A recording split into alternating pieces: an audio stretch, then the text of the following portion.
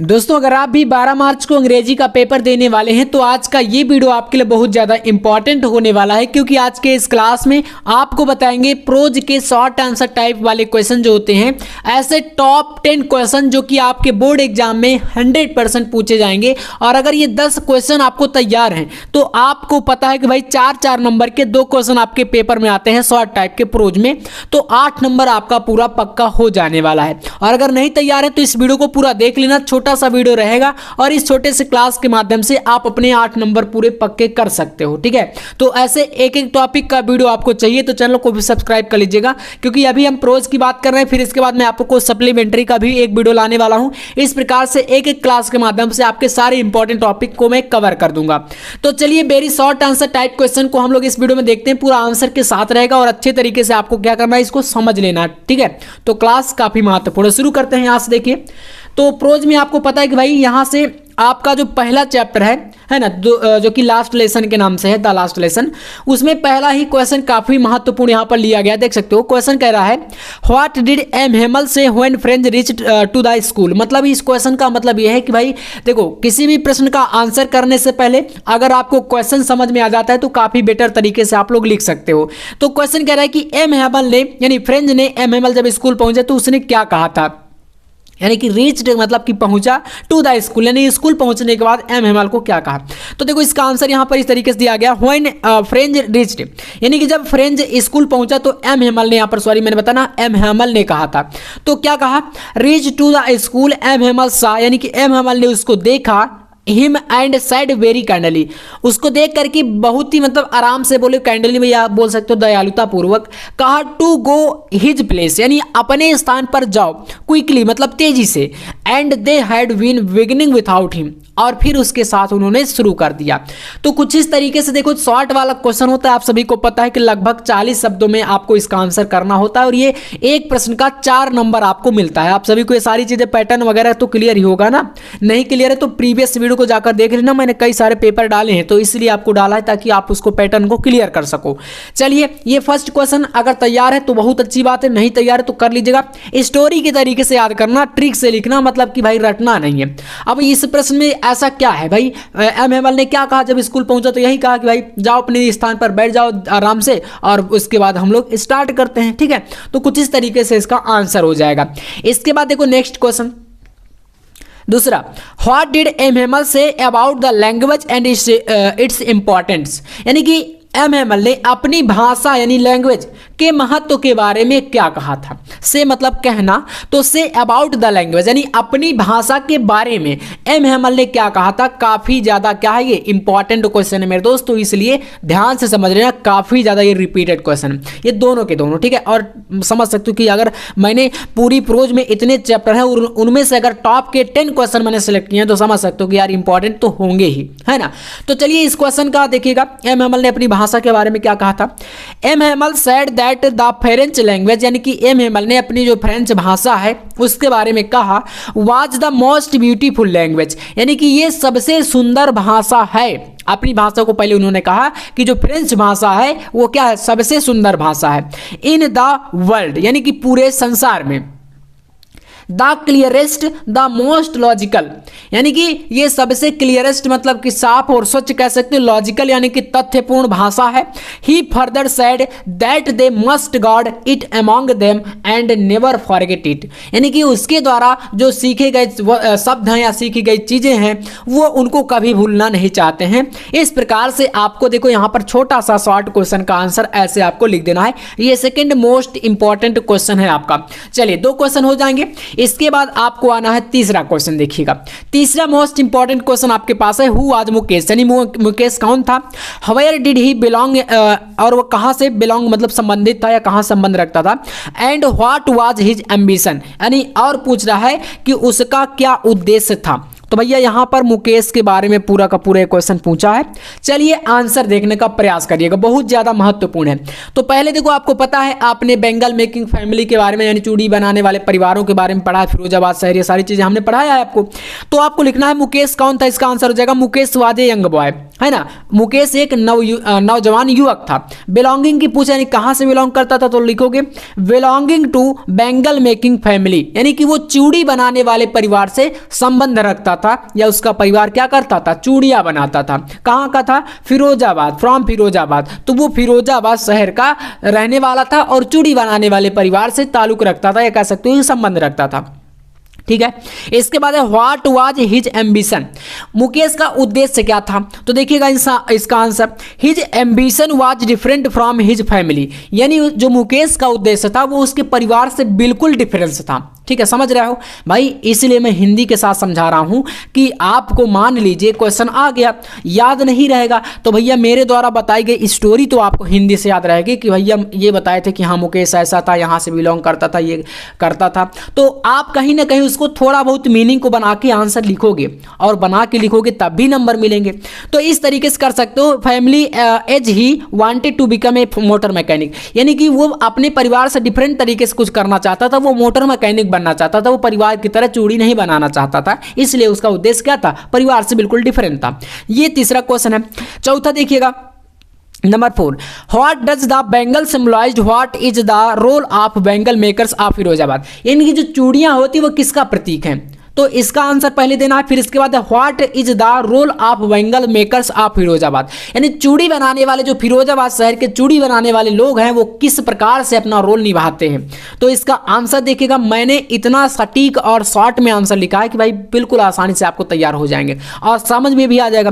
तो देखो चूड़ी किसका प्रतीक होती है, तो लिखोगे the bangle symbolise an Indian women suhag, यानी भारत में अगर हम बात करें तो चूड़ियां सुहाग का प्रतीक मानी जाती हैं।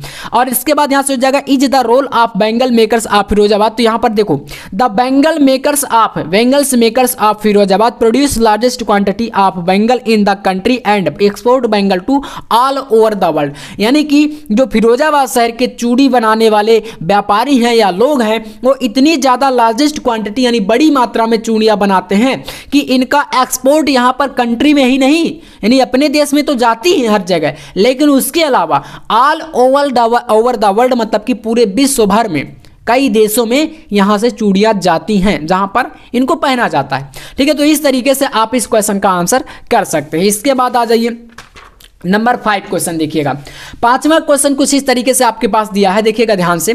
कह रहा है क्वेश्चन कि what did Douglas do inside the water to save his life, यानी डगलस ने, सी डगलस आपने चैप्टर पढ़ा होगा है ना, उसने पानी के अंदर अपने जीवन को बचाने के लिए कैसे प्रयास किए या क्या किया था। तो इसका आंसर देखिए, inside the water Douglas made the strategy, यानी कि पानी के अंदर डगलस ने एक स्ट्रेटेजी बनाई, एक प्लान बनाया to hit the water make, यानी उसने सोचा कि मैं पानी के अंदर एक छलांग लगाऊंगा, पैर मारूंगा जमीन में जो पानी के अंदर तलहटी होती है, तो मेक ए बिग जंप, यानी कि उसने सोचा कि मैं एक बड़ी जंप लगाऊंगा पानी के नीचे जो तलहटी है उस पर मैं एक जंप मारूंगा और ऊपर आ जाऊंगा। तो देखो make a jump come to the surface, यानी कि पृष्ठ पर आ जाऊंगा, पानी के ऊपर ही तलहटी पर आ जाऊंगा जब वो डूब रहा था।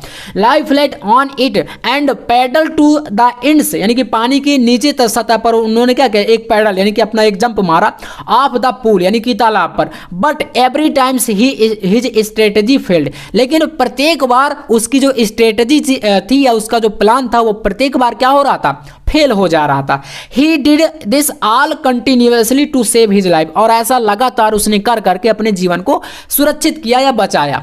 इस प्रकार से इसका आंसर इतना कर देना। समझ में आया? चलिए नंबर 6 क्वेश्चन को देखिएगा दोस्त, आपके सामने इस प्रकार से क्वेश्चन दिया है। क्वेश्चन कह रहा है कि what did the instructor do to train Douglas, यानी कि जो तैराकी सिखाने वाला था डगलस को, जो सिखा रहा था, उसने सिखाने के लिए आखिरकार क्या किया था, सी डगलस को सिखाने के लिए कैसे क्या किया, ये सब चीज़ यहाँ पर पूछ रहा है क्वेश्चन। तो देखो इसका आंसर इस तरीके से लिखोगे, द इंस्ट्रक्टर यानी कि जो सिखाने वाला था, चालक था, पुट ए बेल्ट, उसके चारों तरफ एक बेल्ट बांधा, अराउंड हिम अटैच्ड, यानी कि अपने से और उसको अटैच किया।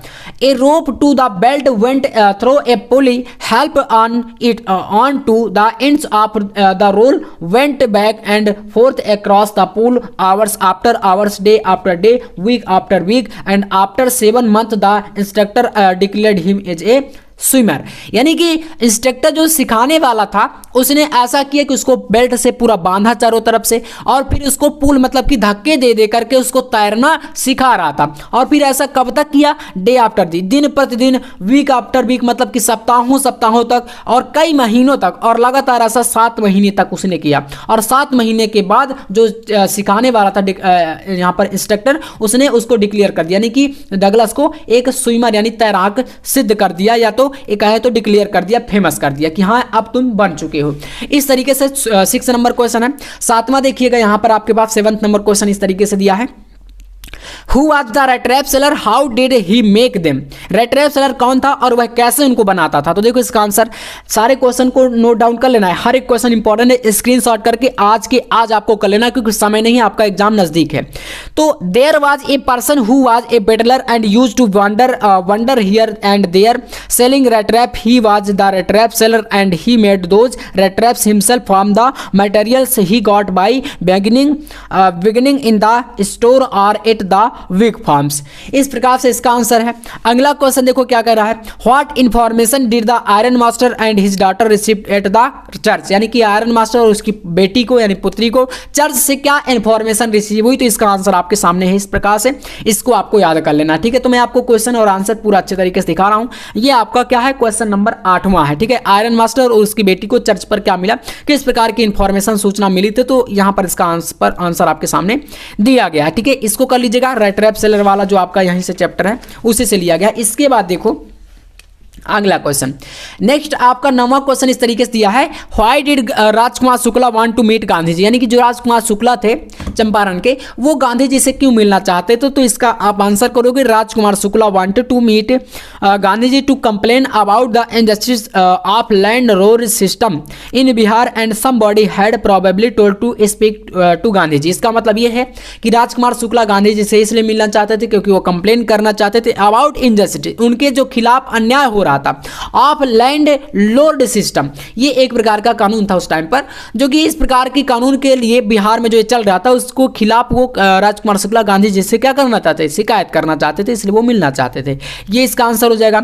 इसके बाद यहां से आपका लास्ट क्वेश्चन है आपका इस प्रकार से, why did Gandhi ji chide the lawyer? मतलब कि गांधी जी ने वकीलों को क्यों फटकार लगाई थी या क्यों डांटा था? तो इसका आंसर है, Gandhi ji chided the lawyer from collecting big fish from the sharecroppers Muzaffarpur. तो इसका मतलब यह है कि जो मुजफ्फरपुर के वकील थे, वो मुजफ्फरपुर के जो शेयर क्रॉपर्स थे, किसान वगैरह जो होते हैं, उनसे एक बड़ी मात्रा में, बिग फीस का मतलब बड़ी मात्रा में पैसा या फीस ले रहे थे, कलेक्टिंग मतलब इकट्ठा कर रहे थे, lawyer were charging high fees, और जो वकील थे वो बहुत ही बड़ी मात्रा में उनको चार्ज करते थे इनके केस के लिए, मुकदमे के लिए फीस को। तो इसलिए गांधी जी भी एक वकील थे, आप सभी को पता ही होगा, तो उन्होंने उनको फटकार लगाई, जो कि शेयर क्रॉपर्स इतना ज्यादा देने में वहां पर मतलब कि उनको मुश्किल था, उसके वो काबिल नहीं थे, उतना ज्यादा उनके पास पैसा नहीं था। ठीक है, poor sharecroppers who were actually unable to maintain their livelihood, यानी कि उनको भाई साहब दिनचर्या का लिवलीहुड कह सकते हो भाई, उनको अपना दैनिक जीवन में जो भोजन के लिए भी उनके पास इतना ज़्यादा नहीं था, तो इसलिए वो इतना बड़ी मात्रा में फीस नहीं दे सकते थे। इसलिए क्या किया गांधी जी ने, वकीलों को फटकार लगाई थी। तो ये टॉप के 10 क्वेश्चन है जो कि प्रोज के आपको बिल्कुल तैयार होना चाहिए। अगर इतना कर लोगे तो 8 नंबर, ये जो 4 नंबर के 2 क्वेश्चन आपके आते हैं प्रोज में, शॉर्ट वाले क्वेश्चन, वो आपके हो जाएंगे। तो चलिए एक वीडियो में आपको सप्लीमेंट्री पे जल्द लाने वाला हूं, तुरंत आपका इस वीडियो के बाद आएगा। चैनल पर नए हैं, सब्सक्राइब आप लोग करके रखिएगा। मिलते हैं नेक्स्ट वीडियो में एक टॉपिक के साथ, तब तक के लिए जय हिंद, वंदे मातरम।